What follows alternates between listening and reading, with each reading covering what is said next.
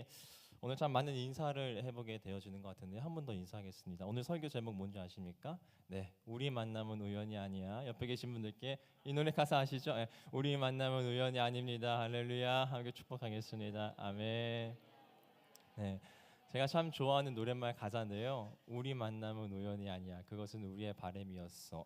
그런 찬양이 아니죠. 그런 이제 가사가 있지 않습니까? 저에게는 좀 절친한 친구가 있어요. 한 4명의 그 가장 학창 시절 때부터 절친했던 친구들이 있는데 제가 그 친구들을 좀 어떻게 생각하냐면 제가 훗날 주님의 품으로 돌아가게 되면 얘네는 내 그 시신 앞에서 울어주겠다라고 생각하는 친구들입니다. 절친한 친구들이죠. 그 친구들 요즘엔 많이 만나지 못해요. 제가 제주에 있고 그 친구들 뭐 서울에 있고 대전에 있고 청주에 있고 그렇기 때문에 그리고 다 각자 결혼하고 아이를 키우다 보니까 그냥 연락하는 정도만 지내는데요. 과거에는 20대 초반에 정말 어떤 이제 먼저 결혼했던 아내가 질투할 정도로 저희가 자주 만났었거든요. 근데 저희가 자주 만나서 하는 일이 있었어요. 그 루틴이 꼭 정해져 있습니다. 그게 뭐냐면 다 교회 안에서 만났던 친구들이기 때문에 이제 밥 먹고 커피 마시고 그다음 볼링 치러 가고 그다음 피날레는 뭐냐면요. 노래방을 갑니다. 노래방 가서 이제 건전하게 노는 거예요. 가끔 뭐 포켓몬스터 노래도 부르기도 하고 저희 세대 뭐 디지몬 노래 부르기도 하고 그러다가 이제 야곱의 축복 부르면서 서로 축복해 주는 시간 가지고 굉장히 은혜로워요. 그런 시간 보내다가 마지막에 저희가 하는 피날레 그런 이제 행사가 있습니다. 저희 4명이서 어떻게 하냐면 서로 어깨 동무를 딱 합니다. 그래서 노래를 불러요. 우리만 남은 우리 이게 왜 이게 시작됐냐면 제가 중학교 2학년 때 저희 담당해 주시던 집사님 권사님이셨구나. 권사님께서 저희 다 같은 반이었거든요. 같이 노래방을 데리고 가 주셨어요. 저희가 노래방 너무 좋아하니까. 근데 가셔서 본인이 그 만남이라고 하는 노래를 한 곡 딱 뽑으시더라고요. 이제 그때부터 저희가 저희 친구들 만나면 노래방 가서 야곱의 축복한 다음에 마지막 피날레로는 우리의 만남은 우연이 아니야. 그런 노래로 마무리하거든요. 나중에 이제 여름 휴가 때 만나게 될 텐데 다시 한번 우리 만남은 우연이 아니라 하게 될 것 같습니다. 제가 왜 이 노랫말의 가사로 오늘 말씀을 좀 나누고 싶냐면요. 에스더의 이야기를 자세히 살펴보면 이 에스더의 이야기를 저는 한 문장으로 좀 정리할 수 있겠다라고 생각하는데 그것은 오늘 설교 제목과 동일합니다. 바로 그것은 우연이 아니야라는 것입니다. 오늘 이 이야기가 어떠한 메시지를 담고 있는지 오늘 말씀을 통해서 함께 같이 살펴봤으면 좋겠습니다. 저희가 성경을 묵상함에 있어서 정말 중요한 것 중에 하나는 뭐 문맥을 살펴보는 것, 원어를 보는 것, 기타 등등 참 중요하겠지만 성경을 묵상하고 연구함에 있어서 정말 중요한 것 중에 하나는요. 그 성경이 쓰여졌던 시대의 배경과 원래 읽었던 독자들의 배경과 상황을 이해하는 것이 굉장히 중요합니다. 근데 에스더서는 언제 쓰여졌을까는 잘 모르겠지만 원 독자가 누구일 거다, 어떤 상황이었을 것이다라는 것은 우리가 어느 정도 추측할 수 있거든요. 그 시대는 어떠한 시대였냐면요. 이스라엘이라고 하는 이름, 그러니까 북이스라엘과 남유다라고 하는 이름이 사라진 지 약 100년 정도가 지났었을 때였을 것이다. 그러니까 이 에스더서를 맨 처음에 읽었었던 원 독자들의 상황은요. 이스라엘이라고 하는 나라의 이름이 사라진 지 약 100년 정도 지났을 때 시대의 사람들일 것이다라고 추측합니다. 근데 제가 이 말씀을 묵상하면서 좀 어떤 생각을 하게 되냐면 그 자신의 나라가 사라지고 100년이 흘렀을 때에 그 유다인들은 하나님을 향해서 어떤 질문을 가지고 있었을까라는 생각을 좀 해보게 되어지는 거죠. 그러다가 선지서의 말씀을 묵상하다가 말라기의 말씀이 제 마음 가운데 딱 심겨졌습니다. 말라기 1장 2절의 말씀인데요. 한번 띄워주시면 같이 읽어보도록 하겠습니다. 여호와께서 이르시되 너희는 이르기를 주께서 어떻게 우리를 사랑하셨나이까 하는도다. 이 시대 상황은 어떤 시대냐면요. 에스더의 시기와는 조금은 다르지만 더 후대의 시대이긴 하지만 그들이 포로 생활을 마치다가 다시 돌아왔는데 여전히 그들의 인생이 헛헛한 거예요. 여전히 인생이 고통스럽고 여전히 그들의 삶의 자리가 굉장히 고통과 고난 가운데 있을 때에 하나님을 향하여서 날선어조로 질문하는 것이죠. 하나님, 저희를 사랑하신다고요? 저희를 돌봐주고 계신다고요? 저희를 보살피고 저희를 인도하여 주시고 계신다고요? 주님, 저희가 느낄 때는 하나님 살아계신 것 같지 않은데요. 하나님 정말 우리의 삶의 자리 가운데, 우리 인생 가운데에, 우리 남유다 가운데에 살아계신 분이 맞습니까? 라는 질문을 하게 되어지는 것이죠.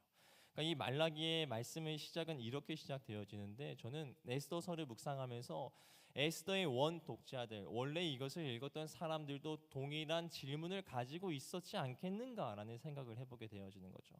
100년이라는 시간이 흘렀어요. 자신들의 나라가 사라지고 분명히 주님께서 그것이 회복되어질 것이라고 말씀하셨는데 100년이라는 시간이 흘렀지만 여전히 그들은 포로 가운데 있습니다. 바벨론을 지나서 바사 왕국, 바사 제국이라고 하는 페르시아 제국 가운데에 여전히 떠돌이 인생을 살아가는 그들의 모습을 바라보면서 하나님을 향해서 질문했을 것이란 말이죠. 하나님 정말 살아계십니까? 우리 인생 가운데 역사하시는 것 맞습니까? 우리의 삶을 보살피시는 것은 맞습니까, 주님? 라는 질문이 그들 마음 가운데 있었을 것이라는 것입니다. 근데 이 에스더를 자세히 살펴보면 어떠한 것을 발견하게 되냐면요, 하나님 정말 살아계세요? 우리 인생 가운데 여전히 동행하고 계세요? 라고 질문하는 그들을 향하여서 에스더는 아주 명쾌한 답변을 제시해주고 있다는 것입니다. 에스더는 좀 특징이 있습니다. 이것이 정경으로 들어오는 것이 맞는가라는 논쟁이 좀 있었어요. 그 이유는 뭔고 하면, 에스더를 묵상하시는 분은 아시겠다시피 에스더를 묵상할 때 특징이 하나 있는데, 하나님이라고 하는 이름이 등장하지 않습니다. 그리고 어떤 예언자의 이름과 예언자의 선포와 메시지도 등장하지 않고요, 하나님을 찬양하는 것과 하나님의 인도하심에 따라서 살아가는 백성들의 모습이 전혀 기록되어져 있지 않습니다. 그래서 에스더가 정경에 들어오는 것이 맞겠느냐라는 논쟁까지 있었다라고 이야기를 할 수 있겠습니다. 근데 왜 에스더서 안에는 하나님의 이름이 등장하지 않을까요? 왜 하나님의 인도하심이 수면 위에 드러나지 않고, 왜 하나님의 역사하심과 하나님의 메시지의 선포가 그들 가운데 나타나지 않았을까라는 것을 먼저 묵상해 볼 필요가 있겠죠. 그러니까 저는 이것을 가지고 묵상했을 때 제 마음 가운데 먼저 어떠한 결론이 내려졌냐면, 앞서 말씀드렸던 것처럼 그들의 삶의 자리 가운데 하나님이 느껴지지 않지 않았습니까? 그것을 표현한 것이 아니겠는가라는 생각을 해보게 되는 거죠. 에스더서를 묵상하면서 하나님의 이름이 등장하지 않았던 이유는 단순히 하나님이 역사하시지 않으셨기 때문이 아니라 그들의 상황을 대변하고 있다는 것이죠. 너희들의 삶의 자리 가운데 하나님이 드러나지 않는 것처럼 느껴지지라는 것을 그 에스더의 하나님의 이름을 들어가게 하지 않음을 통하여서 소개하고 있겠다라는 생각을 해보게 되어집니다. 근데 참 재밌게도요, 에스더서를 찬찬히 묵상하고 에스더서를 딱 결론 지으면 어떠한 고백을 해보게 되냐면, 하나님의 이름이 에스더서 가운데는 등장하지 않지만 분명히 하나님의 역사를 기록하고 있는 책이 에스더서구나라는 결론을 맺게 되어집니다.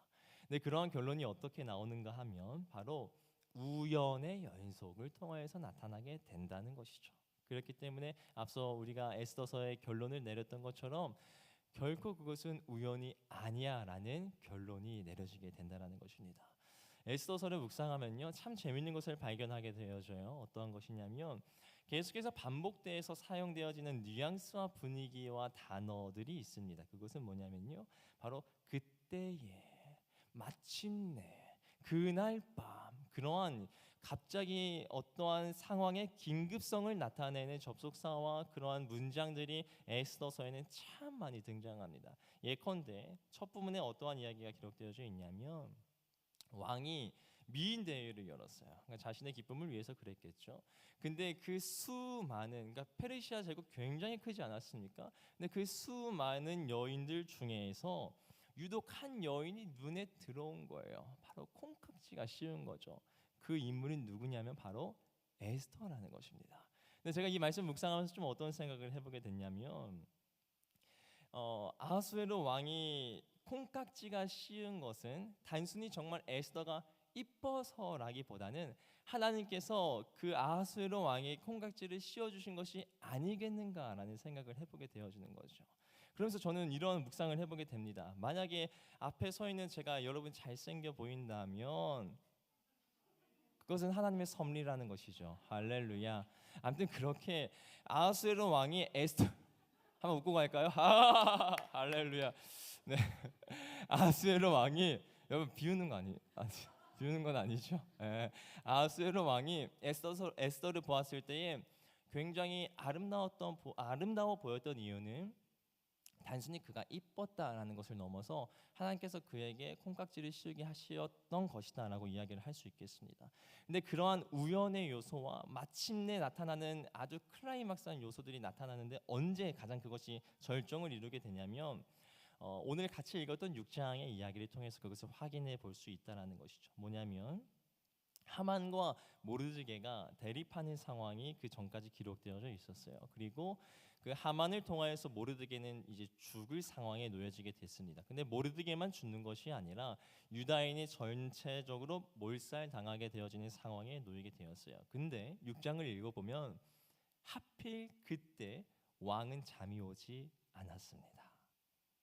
그리고 수많은 책들 중에서 아주 우연히 역대기를 읽게 됩니다. 그 페르시아 제국의 역사를 기록한 책을 읽게 됐다는 것이죠. 근데 정말 많은 그 역사 기록 중에서 어떠한 부분을 읽게 되냐면 바로 모르드게가 과거에 자신을 살렸던 것에 대한 이야기가 기록된 부분을 마침 읽게 되어진다는 것이죠.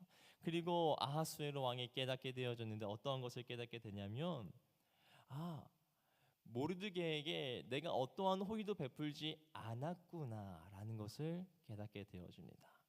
성경을 살펴보면 우연처럼 느껴지는 상황들이 에스더서 가운데는 계속해서 반복되어져서 나타나고 있다라는 것입니다.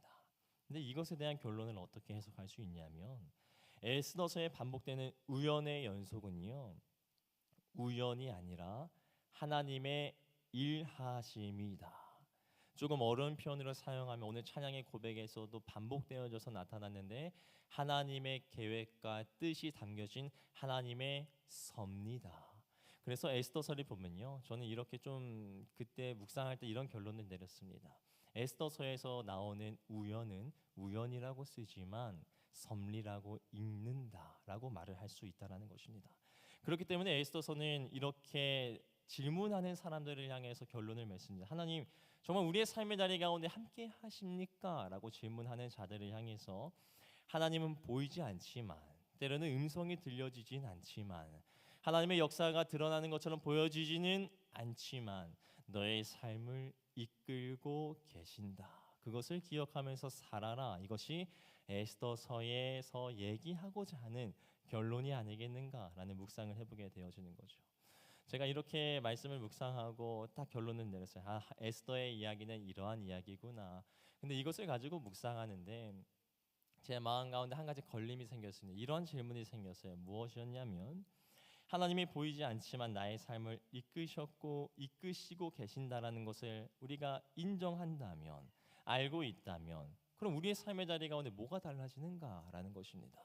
하나님이 나의 인생 가운데 하나님의 섭리로 이끌고 계신다면, 하나님의 뜻과 계획 가운데 나와 동행하고 계신다면, 내가 그것을 인정한다면, 그러면 내 삶의 자리 가운데 뭐가 달라지는가라는 질문이 제 마음 가운데 생기게 되었습니다. 그렇게 그것을 가지고 한 3일 정도 씨름했던 것 같아요. 주님, 도대체 이 말씀이 우리의 삶의 자리 가운데 어떠한 결론과 어떠한 통과함이 있어야 됩니까? 라고 질문했을 때 제 마음 가운데 내려졌던 결론은 어떠한 것이었냐면 하나님이 보이지 않지만 나의 삶의 자리 가운데 이끄셨고 이끄신다라는 것을 안다면 우리 인생은 무의미했던 것들이 의미 있음으로 바뀌어지게 된다라는 것입니다. 굉장히 좀 어려운 문장인데 다시 한번 말씀드려 볼게요. 삶의 자리 가운데 있었던 수많은 무의미함들이 의미 있음으로 다시 재해석되어진다라는 것입니다. 내 인생 가운데 하나님의 섭리가 있고 하나님의 계획이 있고 하나님의 인도하심이 있다라는 것이 내가 인정되어지면 내 삶의 자리 가운데 있었던 수많은 무의미함들이 의미 있음으로 바뀌어지게 된다라는 것입니다. 제가 그것을 좀 예로 바꿔서 얘기해 보면요, 제 인생 가운데도 무의미했던 순간들이 있었어요. 이것이 의미가 있을까? 이러한 삶의 여정들이 의미가 있을까라는 생각을 하면서 지냈던 시간들이 있었습니다. 그것이 무엇이었냐면 저희 조금 과거에 대한 이야기인데요. 제가 초등학교 시절에 제가 새벽에도 몇 번 나누고 하긴 했었었는데 저희 가정의 재정이 좀 어려웠던 시간들이 있었어요. 뭐 여러 가지 상황들로 인해서. 근데 그때부터 저희 부모님께서 어떻게 사셨냐면 정말 정말 정말 재정을 아끼시면서 사셨어요. 갑자기 돈이 한순간에 없어졌으니까 정말 정말 돈을 아끼시면서 사셨어요. 어쨌든 생활을 해야 되니까. 근데 저는 그게 참 힘들었어요. 왜냐하면 초등학교, 중학교 올라가면서부터 그렇게 좀 메이커도 좀 입고 싶고 풍요롭게 살아가고 싶은 것이 우리들의 마음 아니겠습니까? 근데 제가 아버지한테 아버지 저 나이키 저기 패딩이 갖고 싶어요라고 말씀드리면 아버지가 무엇을 사주셨냐면 나이키와 비슷한 프로스펙스를 사주셨어요. 한 개 짝대기 하나 더 붙여가지고 비슷하지. 그래서 그냥 그때 당시에는 그렇구나 나는 나이키 같은 옷을 입을 수는 없구나 그런 생각을 하긴 했었거든요.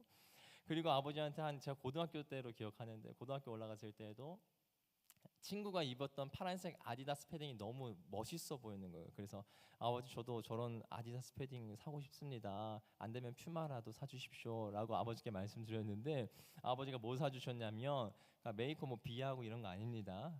포렘 패딩을 사주셨어요. 포렘 패딩. 그러니까 그때 당시 아디다스 한 30만 원 했고 그 포렘에서는 패딩이 한 9만 원 정도 했었거든요.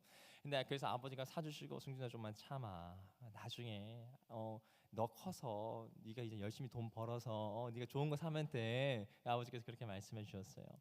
그리고 제 마음 가운데 어떤 또 기억이 있냐면 그러니까 저희 부모님이 예전에 들으시고 굉장히 마음 아파하셨었는데 저희 가정에서 배달 음식을 시켜 먹는 것은 제 기억으로는 참 연례 행사 같았어요. 그러니까 자주 시켜 먹을 수는 없었어요.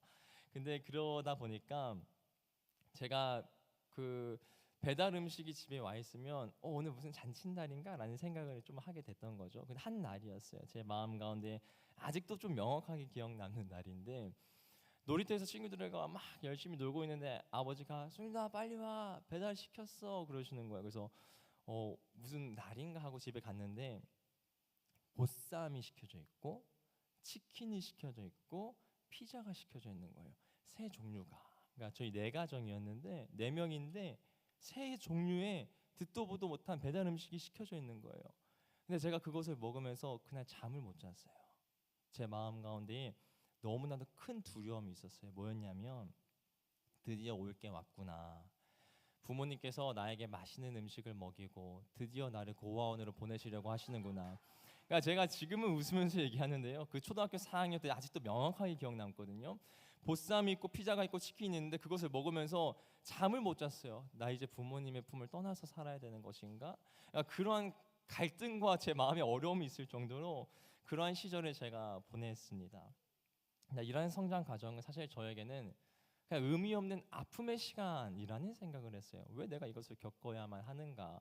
부모님의 잘못 때문도 아니었고 어떠한 여차저차한 일 때문에 우리 가정이 어려워졌고 그로 인해서 아끼는 부모님 밑에서 너무나도 감사하지만 내가 누리지 못하는 것에 대한 그런 무의미한 시간들이 계속해서 흘러가고 있었구나라는 생각을 사실은 하면서 살았습니다. 근데 어느 순간 제가 한 20대 중반이 되어서 이제 목회를 하면서 기도하던 중이었어요. 근데 기도하던 중에 하나님께서 저에게 어떠한 말씀을 좀 허락해 주셨냐면 그때 당시에 그 앞서 말씀드렸던 상황들을 좀 떠올리시게 하셨습니다. 그래서 주님께서 저에게 이렇게 말씀하여 주셨습니다. 승준아, 나는 그 시간들을 통해서 너에게 주고 싶었던 선물이 있었어. 그게 뭐냐면 바로 자족이야. 내가 훗날 너를 목회의 길 가운데 들어가게 할 건데 네가 빈곤에도 처할 줄 알아야 하고 네가 풍요로움 가운데서도 하나님으로 인해 만족할 수 있는 것이 훈련되어져야 하니까 내가 너에게 자족이라는 것을 선물로 주고 싶었어. 그래서 내가 그 시간을 너에게 허락해 준 거야 라고 주님께서 말씀하여 주셨어요. 제가 저의 삶의 자리 가운데에 동행하셨던 하나님 그리고 인도하시는 하나님을 다시 한번 만나니까 제 인생 가운데 무의미했다라고 생각했던 그 시간들이 의미 있는 시간으로 재해석되어지는 것을 경험하게 됐습니다. 근데 그것은 단순히 과거의 것을 하나님께서 재해석시켜 주시는 것만으로 끝나지는 않겠다라는 생각을 해보게 되어져요. 하나님의 섭리와 하나님의 인도하심과 하나님의 역사, 지금도 나의 삶의 자리 가운데 동행하심을 믿는다면 우리 현재 삶의 자리 가운데에도 충분히 재해석들이 일어날 것이라고 저는 확신합니다. 우리의 삶의 자리 가운데 고난이 찾아올 때, 역경이 찾아올 때, 좌절이 찾아올 때, 내가 잘못한 것이 없는데 왜 내 삶의 자리 가운데 이러한 고통이 있습니까? 라고 주님께 질문하고 싶은 그 순간 가운데에 하나님이 함께 하신다라는 것이 믿어진다면, 수면 밑에서 역사하시는 하나님의 인도하심을 느낄 수만 있다면, 그분의 동행하심을 내가 체감할 수만 있다면, 이 시간도 하나님께서 분명 나에게 어떠한 것을 깨우치기 위한 의미 있는 시간일 거야. 단순히 무의미해서 흘러가는 시간이 아니라 나에게 어떠한 메시지를 전해주고자 하시는 하나님의 분명한 의미가 있을 것이라는 재해석이 우리의 삶의 자리 가운데 일어난다라는 것입니다. 그러면 그때부터 우리에게 달라지는 것이 있는데, 찬양의 가사가 우리의 삶의 자리 가운데 회복되어지는 거죠. 바로 370장에 있는 찬양의 가사인데요. 전날의 한숨 변하여 내 노래 되었고.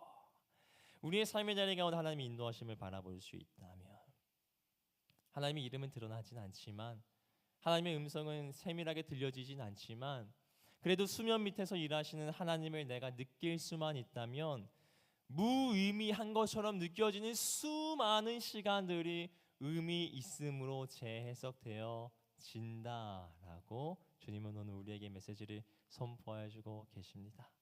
오늘 이제 말씀 마무리할 건데요.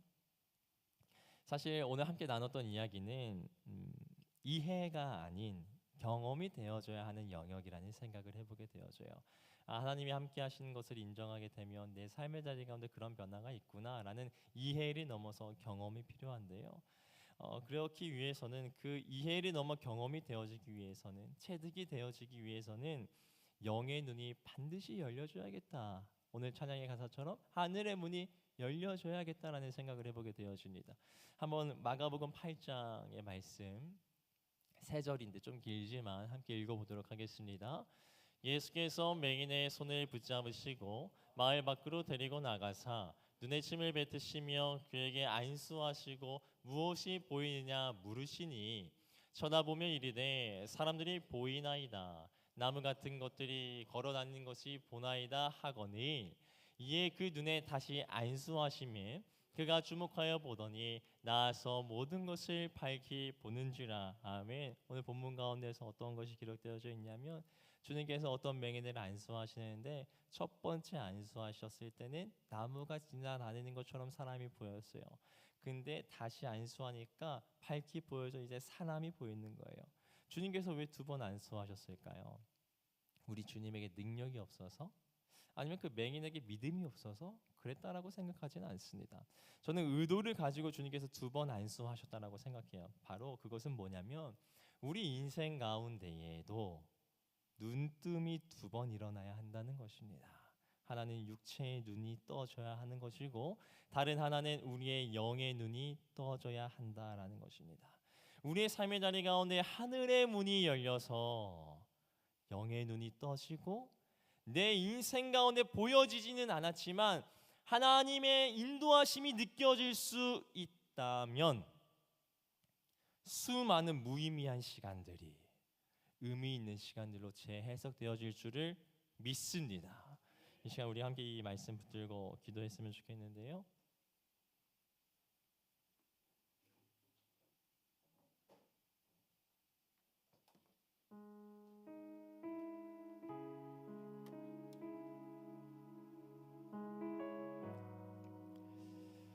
오늘 이 시간 가운데 우리가 기도하며 선포하며 나아갈 때 하늘의 문이 열려질 줄 믿습니다. 그로 인하여 영의 눈이 떠지고 우리의 삶의 자리 가운데 있었던 수많은 무의미함들이 의미함으로 바뀌어질 줄을 믿습니다. 우리 함께 기도해라는 찬양의 고백을 가지고 주님 앞에 나아가도록 하겠습니다. 우리 함께 기도해 주 앞에 나와 무릎 꿇고 베푸시는 주 하늘을 향해 다시 한번 처음부터 고백하며 나아갑니다. 우리 함께 기도해 주 앞에 나와 무릎 꿇고 베푸시는 주 하늘을 향해 두 손 들고 하늘 문이 열리고 은혜의 비추기 이 땅 가득 내리도록 마침내 주 오셔서 의의 비추기 우리 다시 한번 처음부터 고백합니다. 우리 함께 기도해 우리 함께 기도해 주 앞에 나와 무릎 꿇고 베푸시는 주 하늘을 향해 두 손 들고 하늘 문이 열리고 은혜의 비추기 이 땅 가득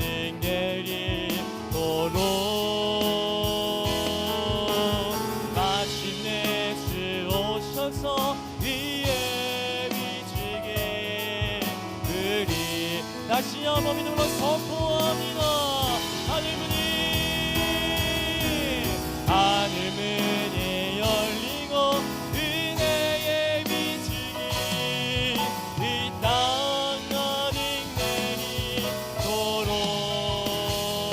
내리도록 마침내 주 오셔서 의의 비추기 다시 한번 우리 인생 가운데에 하늘의 문이 열릴지어다. 하늘 문이 열리고 은혜의 비추기 이 땅 가득 내리도록 마침내 주 오셔서 의의 비추기 다시 한번 믿음으로 선포하며 나갑니다. 하늘의 문 열리고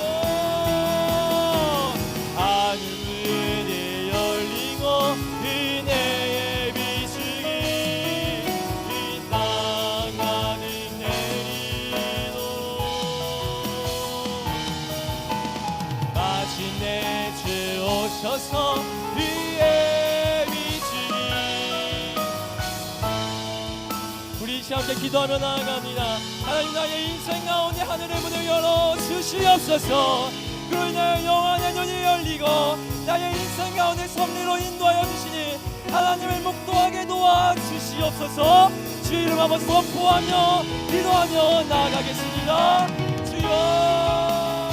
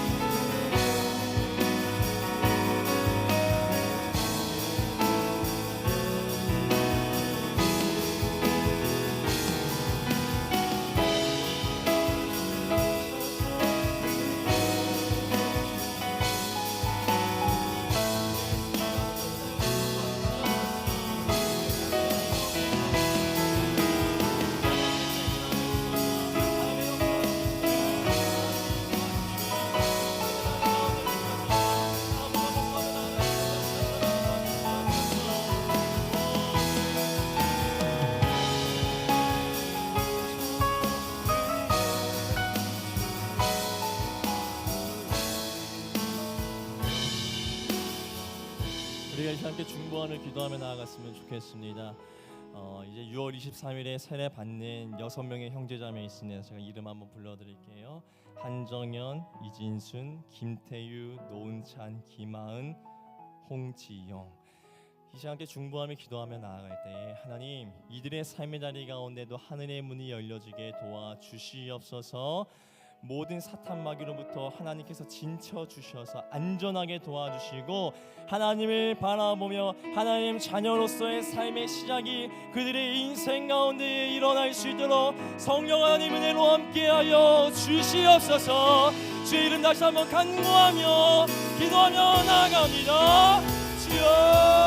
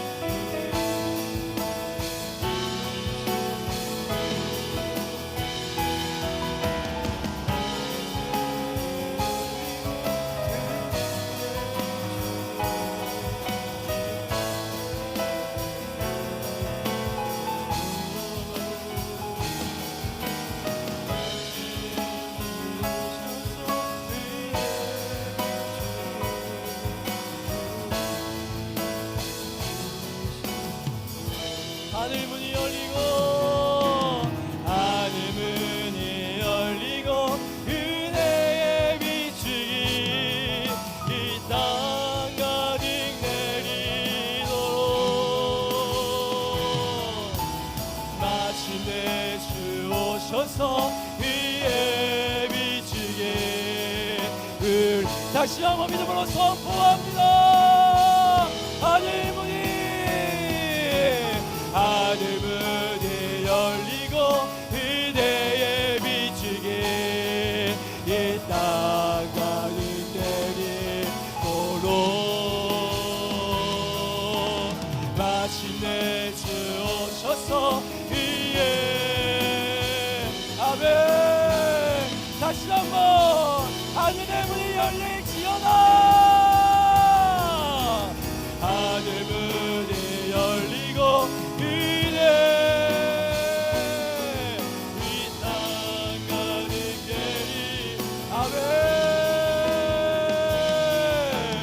마침내 주 오셔서 위에 비추기 우리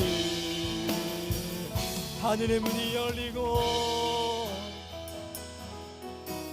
하늘 문이 열리고 은혜의 비추기 이 땅 가득 내리도록 마침내 주 오셔서 위에 비추기 우리 다시 한번 우리의 목소리로 고백하며 선포합니다. 하늘 문이 열리고 하늘 문이 열리고 은혜의 비추기 이 땅 가득 내리도록 마침내 오셔서 의의 주께 우리 부시도록. 살아계신 아버지, 우리가 인생을 살다 보면 매 순간마다 하나님의 음성이 들리고 하나님의 동행하심과 인도하심이 느껴지는 것은 아닌 것 같습니다. 그런데 이 시간 다시 한번 간구합니다. 우리의 삶의 자리 가운데 하늘의 문을 여셔서 영의 눈을 열게 하시고 우리에게 말씀하시고 인도하시고 동행하시고 손 내미시는 하나님을 목도하게 도와 주시옵소서. 그를 통하여 우리의 삶의 자리 가운데 존재하는 수많은 무의미했던 시간들이 결코 무의미함으로 끝나지 아니할 수 있도록 성령 하나님 우리의 삶을 주장하여 주시옵소서. 하나님 특별히 주님께 간구합니다. 6월 23일에 세례를 받는 한정현, 이진순, 김태유, 노은찬, 김하은, 홍지영 주님의 손에 올려드립니다. 이 땅 가운데서 하나님의 자녀라는 정체성을 붙들고 살아가겠다라고 하는 그 선언의 시작을 통하여서 그들의 삶이 다시 한번 회복되어지고 무의미했던 것을 쫓아 살아가는 인생이 아닌 의미 있는 주 예수 그리스도를 쫓아 살아갈 수 있도록 그들에게 믿음을 더하여 주시옵소서. 그 시간이 우리 행원교회 가운데 기쁨의 축제가 되게 도와주시고 주님께 특별히 간구하는 것은 주님을 알지 못했던 수많은 사람들이 주님께 돌아와 주님의 이름을 부르며 나아가는 축복의 통로로 우리를 사용하여 주시옵소서. 아버지, 여름 사역을 앞두고 있습니다. 모든 시간마다 주님 하늘의 문을 여셔서 유치부, 아동부, 청소년부 또한 그로 인해 봉사하는 모든 자녀들 가운데에 하나님의 일하심을 맛보아 알 수 있도록 하나님께서 은혜로 함께하여 주시옵소서. 주님의 일하심을 기대합니다. 감사드리며 예수 그리스도의 이름으로 기도드리옵나이다. 아멘. 이제는 우리 주 예수 그리스도의 은혜와 하나님의 사랑과 성령의 사귐의 역사가 하늘의 문이 열리기를 간절히 소망하는 주의 자녀들 머리 가운데 있기를 간절히 축원하옵나이다. 아멘.